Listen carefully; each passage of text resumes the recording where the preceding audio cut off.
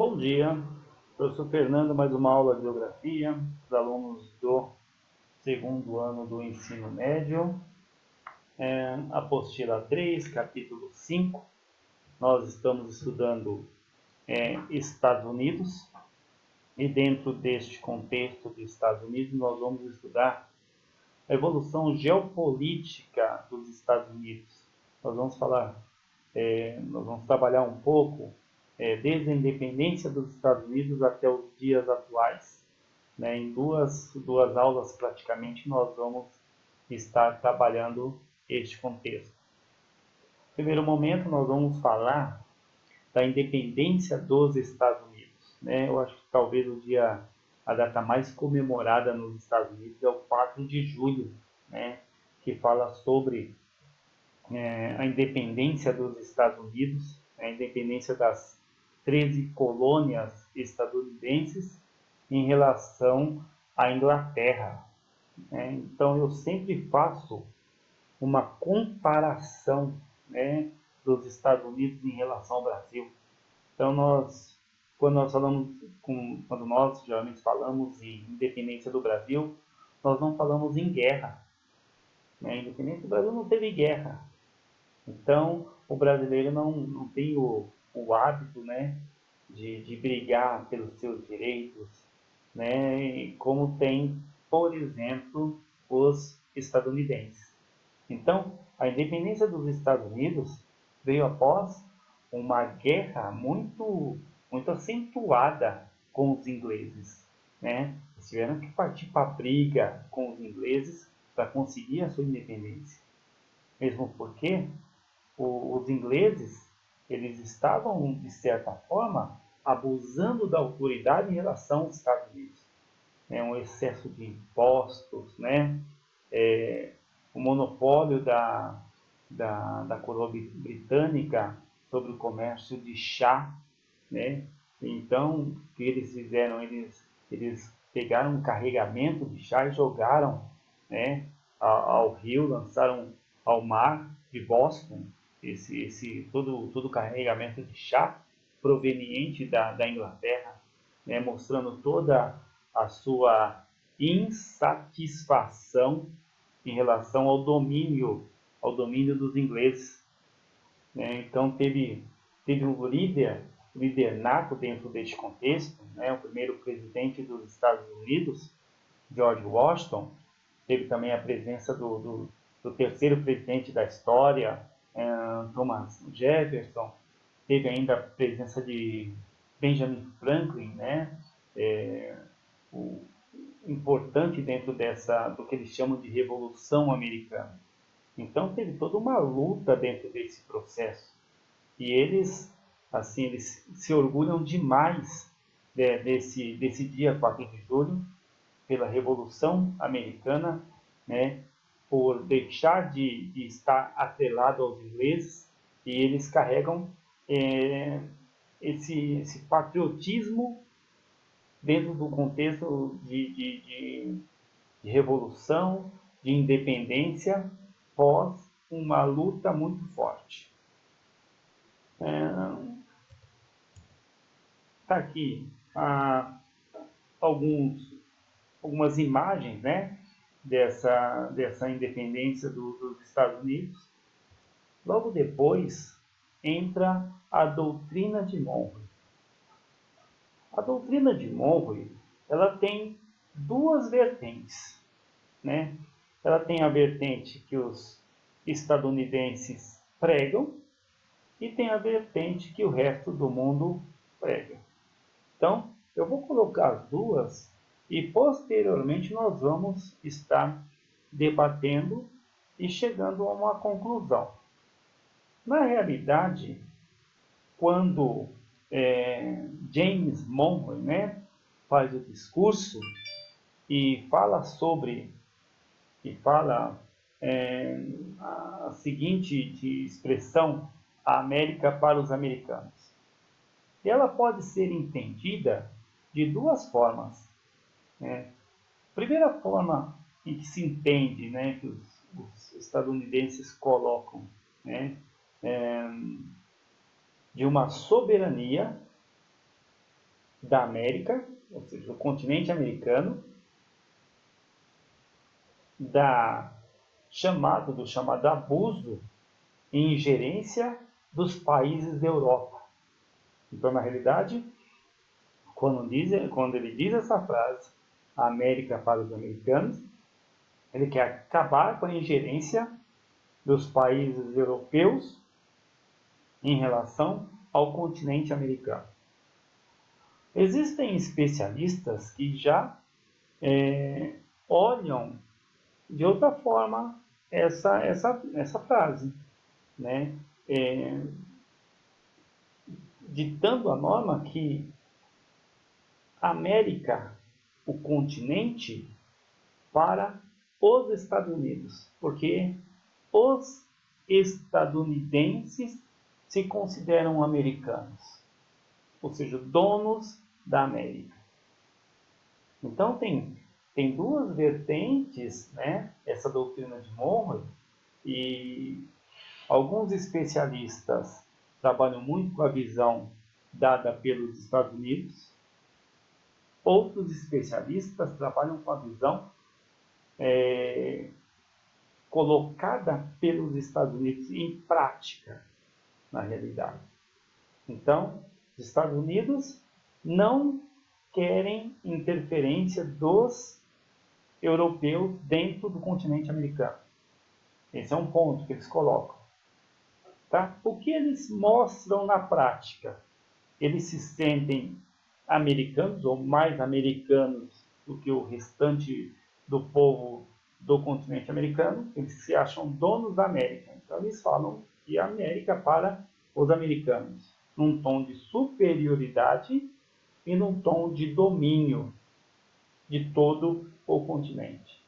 Então, fica aí essa doutrina para nós estarmos trabalhando de uma forma mais efetiva. Aparece depois o chamado Destino Manifesto. O que seria esse Destino Manifesto? Seria um movimento, né, no processo de expansão dos Estados Unidos, ou seja, eles chegaram na parte leste, na costa do Atlântico, né? Eles chegaram depois, tiveram vontade, brigaram bastante, praticaram genocídio, né? Tomaram terras dos mexicanos, compraram terras dos franceses, dos espanhóis e chegaram até a parte do Pacífico. Tá, mas chegaram até a parte do Pacífico de que forma? Tá? Dentro de qual contexto? Dentro de qual pensamento? Pensamento do Destino Manifesto. O que diz o Destino Manifesto? Então, a partir dos anos 1840, foi formulada a doutrina do Destino Manifesto, segundo a qual estaria o destino dos Estados Unidos obter uma quantidade maior de territórios e controlar a parte do Pacífico justificada por Deus. Então, eles se diziam enviados por Deus para praticar a expansão de toda aquela parte do continente, né? Isso foi dado pela providência para o livre desenvolvimento de milhões de habitantes que se multiplicam ao ano. Então, olha, eles se consideram enviados de Deus, por isso que eles praticaram genocídio contra os indígenas, por isso que eles tomaram as terras dos mexicanos. Então, eles têm esse espírito do Destino Manifesto de 1845 até os dias de hoje, né? Os estadunidenses, eles acham que pode tudo, eles acham e se consideram seres superiores e se acham enviados por Deus. Guerra Civil Americana. Essa guerra foi de 1861 a 1865. Então, nós tínhamos uma divisão, né, dos Estados Unidos dentro do processo das 13 colônias. Então, nós tínhamos as colônias do norte e as colônias do sul. É importante ressaltar que essa divisão surge também por uma questão climática, né? Então, o norte mais frio, né? Ele teve o quê? Uma, uma colonização mais de povoamento, teve uma base de industrialização, teve uma mão de obra assalariada. Então, teve um sistema completamente diferente do sul. O sul com grandes latifúndios, né? Produção agrícola, principalmente de produtos tropicais, mão de obra escrava. Então nós tínhamos dois conceitos de, de, de colonização completamente diferentes. Então, um que acreditava no trabalho assalariado, né, que estimulava o desenvolvimento, a industrialização, né, que eram os Estados do Norte. O Sul, que era totalmente voltado para o grande latifúndio, para a produção agrícola, né, com a mão de obra escrava. E esses conflitos eles foram se alastrando, né? Então, o que pensavam os adeptos do norte? Eles resolveram propor o quê? A abolição da escravatura.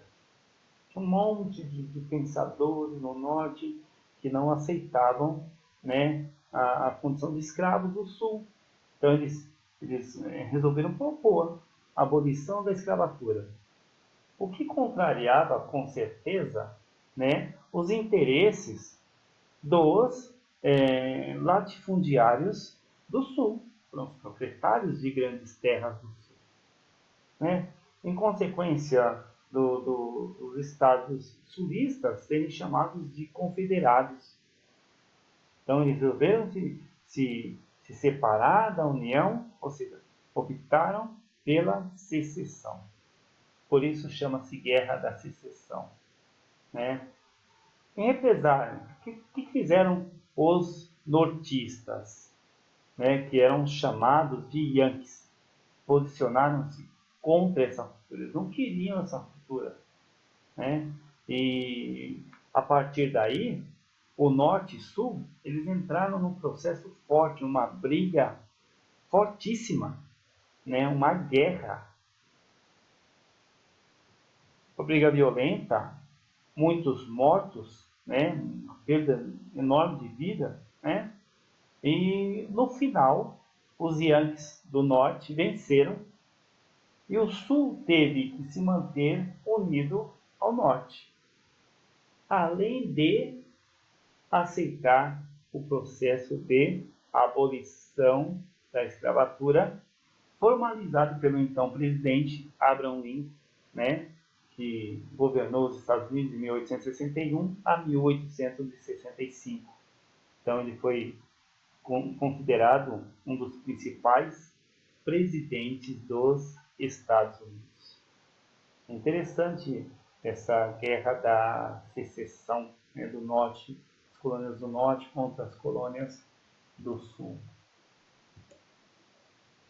Política do Big Stick. Big Stick. Big Stick Policy, né? Ou seja, a política do porrete grande.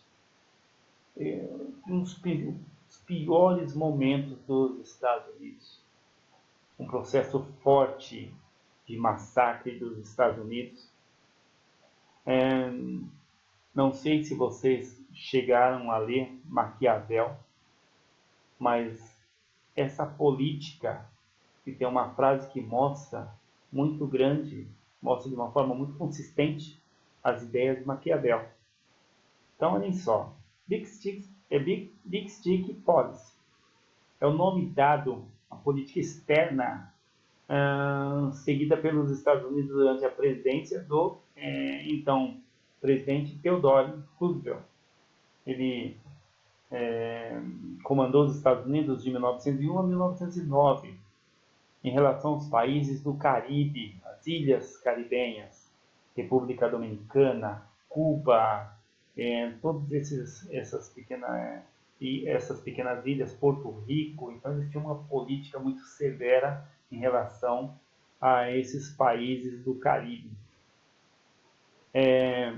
Esse nome, né, que eles colocam aqui é uma asserção a ele atribuída, ou seja, ele falava o seguinte: olhem só, típica de Maquiavel, fale mansinho, mas carregue um porrete grande, isto é, a polidez, tem que ser polido, mas se for necessário, utilize a força. Ou seja, ele chega lá, conversa. Se não resolver, você desce a porrada e resolve a situação. Essa era a política do porrete grande, do grande porrete, muito utilizada pelos Estados Unidos. Essa política do porrete grande foi muito utilizada, né, dentro do contexto de América para os americanos. Por isso que não cola muito aquelas ideias de que os Estados Unidos queriam proteger a América contra os europeus. Na realidade, os americanos queriam tomar conta de todo o continente americano, principalmente da chamada América Latina. E eles estavam começando por onde? Por onde estava muito perto, pelos países do Caribe, pela República Dominicana, né, por Cuba, Honduras, Nicarágua. Eles entraram em atrito com a Colômbia, porque o Panamá pertencia à Colômbia. Eles promoveram a independência do Panamá, já de olho, visando a construção do Canal do Panamá. Então foi uma política muito severa. Eles foram lá para conversar. Quem não quisesse, por um acaso, né, resolver na conversa, ele resolvia na base da força, ou seja, colocava o exército e tomava conta. Beleza? Good Neighbor Policy, ou seja, a política da boa vizinhança. Depois de todas essas atrocidades provocadas pelo presidente Theodore Roosevelt, tá? Veio um período de bonança, veio o período da boa, ou da política da boa vizinhança. Eles perceberam que não adiantavam eles estarem indo com muita força, resolvendo tudo na base da violência. Então eles resolveram o quê? Provocar uma mudança, mudar uma estratégia, né? Então eles procuraram tratar ou administrar essa situação, né, praticando a política da boa vizinhança. Com a finalidade do quê? Mudar a imagem dos Estados Unidos. Né? Os Estados Unidos são talvez o país mais odiado do mundo. Então, o que eles fizeram? Para mudar toda essa ideia, né, de repugnância contra os Estados Unidos, ele abandonou algumas práticas. Por exemplo, ele abandonou a intervenção da República Dominicana, né? Ele começou a fazer acordo com Cuba, né? Ele começou a chegar a conversar com o governo de Honduras, minimizou a situação em relação ao México. Então ele teve que retrair, se restabelecer para conduzir uma política de forma diferenciada. New Deal. Galera, talvez os Estados Unidos eles tenham passado por uma das piores crises, assim, uma das piores crises de todo momento da história dos Estados Unidos.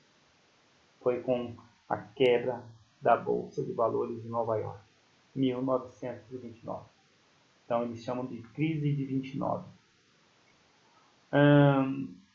Os Estados Unidos, assim, falta de investimento, né?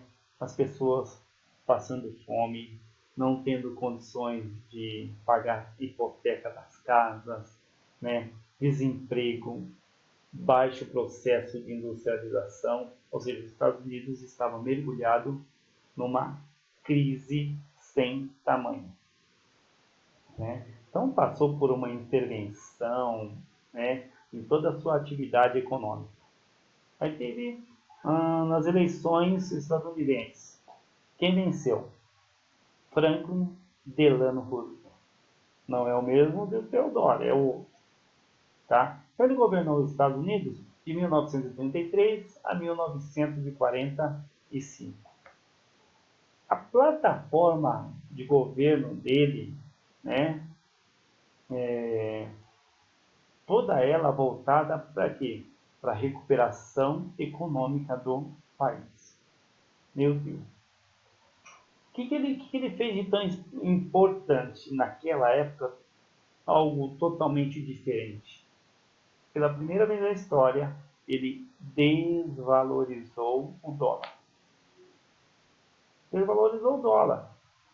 Favoreceu o aumento do quê? Da renda, principalmente dos produtores rurais. Ele começou a criar o quê? Trabalho. Então, ele começou a criar trabalho, né? As pessoas com trabalho começaram a gastar, o dinheiro começou a circular, ele começou a ter uma rotatividade econômica, né? Então, ele visou valorizar a região do Tennessee, que é uma região muito forte na questão de agrária. Ele começou a construir no país, a construir barragens, usinas hidrelétricas, começou a fazer com que a população tivesse emprego. Ele começou a criar emprego, mão de obra, né? E essa mão de obra começou a auxiliar o setor industrial. As pessoas trabalham, as pessoas começam a consumir produtos industrializados. E a partir daí ele começou a restabelecer a economia dos Estados Unidos, né? Então, foi talvez o presidente que teve um papel fundamental na retomada de crescimento econômico dos Estados Unidos, né? No período, olha só, no período da Segunda Guerra Mundial. Esse foi o fator mais importante, crescimento dos Estados Unidos durante a Segunda Guerra Mundial. Beleza? Galera, bom dia para vocês. Né? Próxima aula nós damos continuidade a essa política, ou a geopolítica dos Estados Unidos, trabalhando mais alguns temas. Até a próxima.